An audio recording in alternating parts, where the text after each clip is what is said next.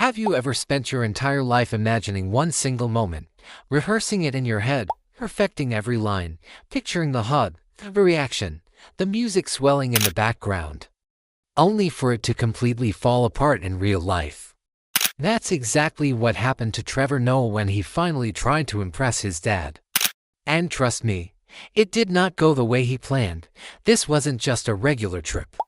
This wasn't just a casual visit. For Trevor, stepping onto Swiss soil for the first time wasn't about tourism. It wasn't about chocolate, mountains, or scenic train rides. It was about identity. It was about belonging. It was about answering a question he had carried with him his entire life. Did my dad really love me? To understand why this moment meant so much, you have to understand Trevor's background. He was born in South Africa during apartheid, a time when his very existence was technically illegal. His mother is a black Xhosa woman from South Africa. His father, a white Swiss man from Switzerland. That alone created a complicated childhood. Growing up, Trevor lived mostly with his mother. His father was there, but not in the everyday, emotional way many kids expect. And when you're young, you don't think in terms of cultural differences. You think in terms of love. If someone isn't expressive, you assume they don't care. For years, Trevor carried this quiet feeling that maybe his dad just didn't love him enough. So imagine finally getting the chance, after all those years, to go to Switzerland. To walk into your father's world. To see where he came from. To meet that side of your family. It's not just a trip. It's a confrontation with your own story. And Trevor didn't want to just show up. No. He wanted to show up and make an impression. See, his father speaks German. Guag. And Trevor thought, what better way to reconnect than to surprise him by speaking his language? It's cinematic, right? He pictured the scene like a movie. He'd knock on the door. His dad would open it, shocked and emotional. Trevor would smile and greet him in German. His father's eyes would light up. Maybe there'd be a proud smile. Maybe even a hug. It would be symbolic, a son embracing father's culture. A bridge finally built. A bridge finally built. So Trevor did what any modern person would do. He downloaded Duolingo. Day after day, he practiced. He repeated phrases. He worked on pronunciation. He probably sat there whispering German sentences to himself, imagining that dramatic moment playing out perfectly in his head. It was flawless. He wasn't just learning vocabulary. He was rehearsing an emotional breakthrough. Finally, the day arrived. He went to Switzerland. He showed up at his father's house. His heart was racing. This was it. Years of expectation leading to this door. His father opened it. He was surprised. He was happy. The moment felt right. And then Trevor launched into his German. And immediately, his father shut it down. Don't do that. That was it. No swelling music. No proud tear. No cinematic embrace. Just, don't do that. Imagine spending weeks preparing a surprise, only for the person to basically say, please stop. That's the part that makes it hilarious. But underneath the humor, there's something deeper happening. In that awkward, almost painful moment, Trevor realized something powerful. It wasn't that his father didn't love him. It wasn't rejection. It wasn't disappointment. It was just Swiss. Trevor discovered that Swiss culture can be reserved, practical, not overly expressive. His father wasn't emotionally distant. He was culturally consistent. All those years of wondering whether he wasn't loved enough, they dissolved into a simple understanding. Sometimes love just looks different.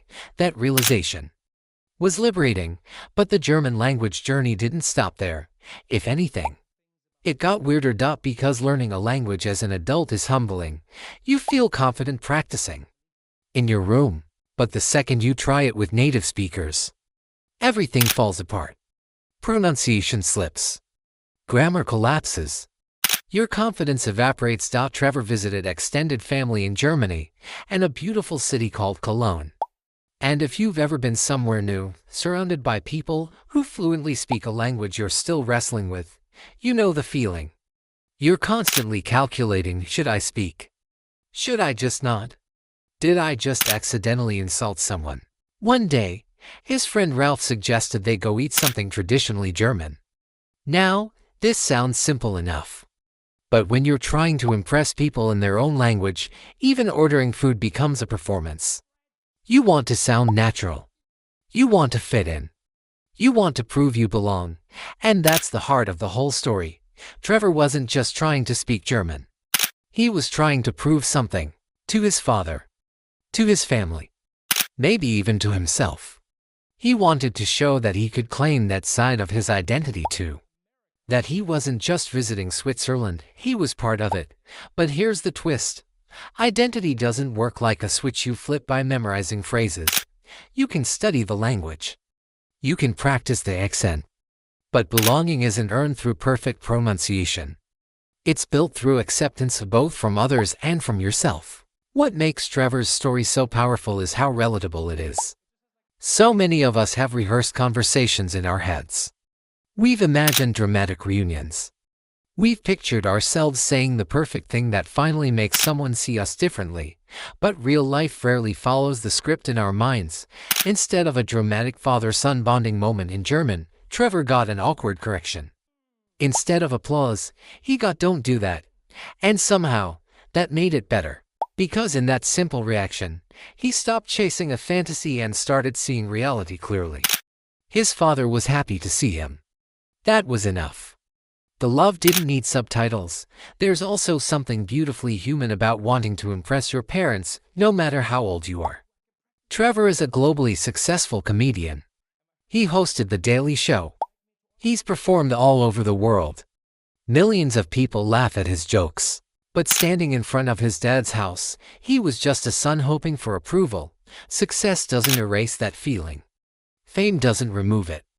Deep down, many of us still want that simple acknowledgement from our parents. "I'm proud of you." And sometimes, we try too hard to manufacture that moment.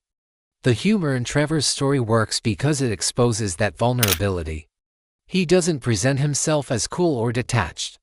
He admits he planned a whole emotional movie scene in his head. He shows how ridiculous and human that is. There's also a broader cultural lesson woven into this story. Growing up between two worlds can be confusing. You may feel too much of one thing in one place, and not enough of it in another. You code switch. You adjust. You adapt. You try to belong everywhere and sometimes feel like you belong nowhere. Trevor's attempt at German was, in a way, an attempt to anchor himself to his Swiss roots. But what he ultimately discovered was that identity isn't something you perform. It's something you live. And sometimes, understanding your parents means understanding the environment that shaped them. His father wasn't cold. He wasn't rejecting him. He was simply Swiss, direct, practical, not overly sentimental. Once Trevor reframed it that way, the years of doubt softened. There's freedom in realizing that not everything is personal. Sometimes people aren't withholding love. They just express it differently. And maybe that's the most powerful takeaway from the whole story. We often interpret silence as absence. We interpret awkwardness as rejection. But culture, personality, and upbringing all shape how affection is shown. Trevor went to Switzerland hoping to prove something. Instead, he learned something. He learned that love doesn't always come wrapped in dramatic reactions. Sometimes it's quiet. Sometimes it's understated. Sometimes it simply opens the door and says, "Come in." The failed German surprise didn't damage their relationship. If anything, it made it more real. It stripped away the fantasy and replaced it with something grounded. And maybe that's better than a perfect movie scene, because perfection is scripted. Reality is honest. At the end of the day, Trevor's story isn't just about language. It's about expectations versus reality. It's about the stories we tell ourselves and the courage it takes to let them go. It's about realizing that the version of love you imagine might not look the way you thought, but it can still be real. He went to Switzerland searching for confirmation. He came back with clarity. And sometimes, clarity is worth more than applause. So the next time you're rehearsing a big moment in your head, the speech, the reveal, the grand gesture, remember Trevor standing there, proudly delivering his German lines, only to be told, "Don't do that." Life rarely follows the script. But sometimes, The unscripted version teaches you exactly what you needed to learn. And don't forget like, subscribe and comment my channel.